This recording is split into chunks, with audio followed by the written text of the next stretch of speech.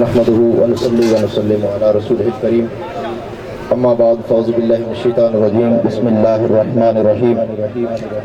آپ کا زیادہ وقت نہیں لوں گا، صرف دو باتیں ہیں کیونکہ آج حضور کی آمد ہے۔ کس کی آمد ہے جی؟ بس حضور آگے ہیں اور ہم حضور کے لیے الحمدللہ خوش نصیب ہیں۔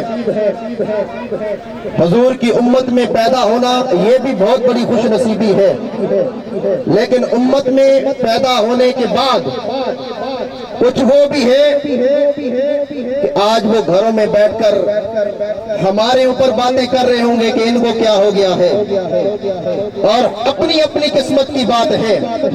اللہ نے ہمیں یہ سعادت بخشی ہے، اس جماعت کے اندر پیدا فرمایا ہے، ان گھرانوں میں پیدا فرمایا ہے کہ ہمارے بچوں کے دل بھی دھڑکتے ہیں تو حضور کی محبت میں دھڑکتے ہیں۔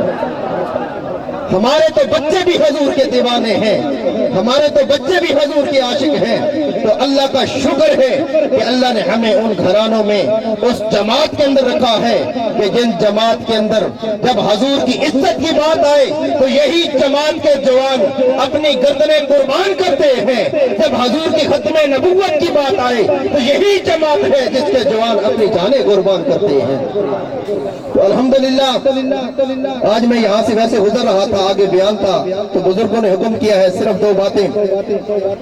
آج اس محبوب کی آمد ہے کہ جس کے بارے میں حضرت علامہ اسماعیل حقی رحمت اللہ علیہ فرماتے ہیں، حدیث قدسی رب ذوالجلال نے فرمایا لا لاک لما خلقت الافلاق، اے محبوب اگر تیری ذات کو پیدا کرنا مقصود نہ ہوتا تو میں یہ کائنات ہی نہ بناتا۔ اور اسی کے ذیل کے اندر فرمایا لا لاک لما اظہرت ربوبیہ، اے محبوب اگر تیری ذات کو پیدا کرنا مقصود نہ ہوتا تو میں اپنا رب ہونا ظاہر ہی نہ کرتا۔ اور اسی کے ذیل کے اندر فرمایا یہ بچوں کو دے دو، اور اسی کے ذیل کے اندر فرمایا اے محبوب اگر تیری ذات کو پیدا کرنا مقصود نہ ہوتا، تیرے حسن و جمال کا تذکرہ مقصود نہ ہوتا، تیرے چرچے مقصود نہ ہوتے، تیری ذات کا تعارف مقصود نہ ہوتا، تیرا شہکار بنانا مقصود نہ ہوتا، نہ میں یہ زمین بناتا، نہ آسمان بناتا، نہ چرند ہوتے نہ پرند ہوتے، نہ جنت ہوتی نہ دوزخ ہوتی۔ اے محبوب جو کچھ بنایا ہے تیری ذات کے لیے بنایا ہے۔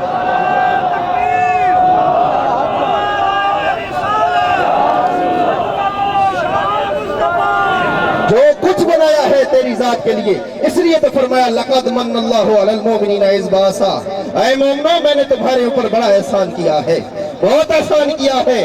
کیا احسان ہے یا اللہ؟ تو نے مومنوں کو عزت عطا کی، تو نے مومنوں کو صحت عطا کی، تو نے مومنوں کو بچے عطا کیے، تو نے مومنوں کو روزگار دیے، سب کچھ عطا کیا۔ رب ذوالجلال نے فرمایا نا یہ میری نعمتیں ہیں، ہاتھ نعمت ہے احسان نہیں ہے، آنکھ نعمت ہے احسان نہیں ہے، زبان نعمت ہے احسان نہیں ہے، دنیا کی جتنی نعمتیں عطا فرمائی یہ بندوں کے لیے ہے احسان نہیں ہے، لیکن ایک نعمت ایسی عطا فرمائی ہے جب سے عطا فرمائی ہے اس وقت سے لے کر آج تک اور قیامت تک جو شخص یہ آیت پڑھتا جائے گا اس کے لیے اللہ یہ احسان جتلاتا رہے گا۔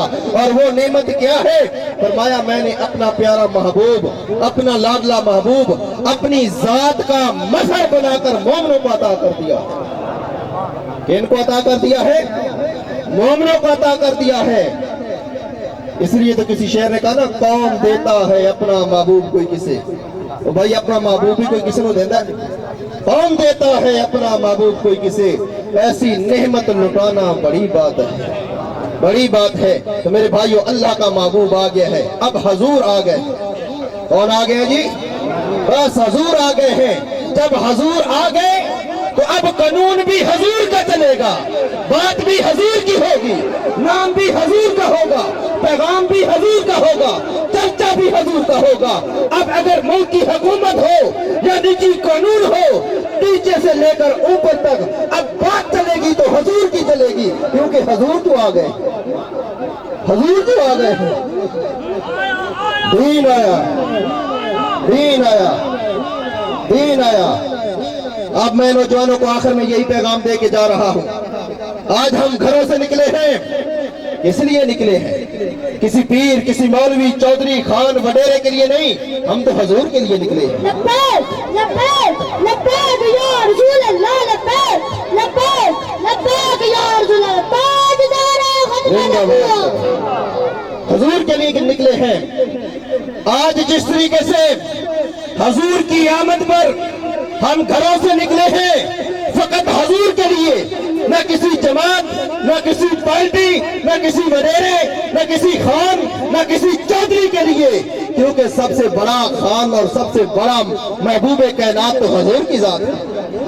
جب آج ہم حضور کے لیے نکلے ہیں تو یاد رکھو حضور ایسے نہیں آئے, ساتھ کچھ لے کر آئے ہیں.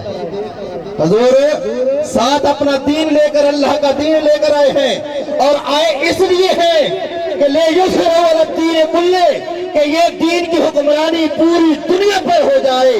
تو آج ہم نے یہ عہد کرنا ہے, میری طرف دیکھیں گاڑی گزرتی نہیں کی, آج ہم نے یہ عہد کرنا ہے کہ جس طریقے سے آج ہم حضور کی ذات کے لیے نکلے ہیں, کل حضور کے نظام کے لیے بھی اسی طریقے سے نکلیں گے.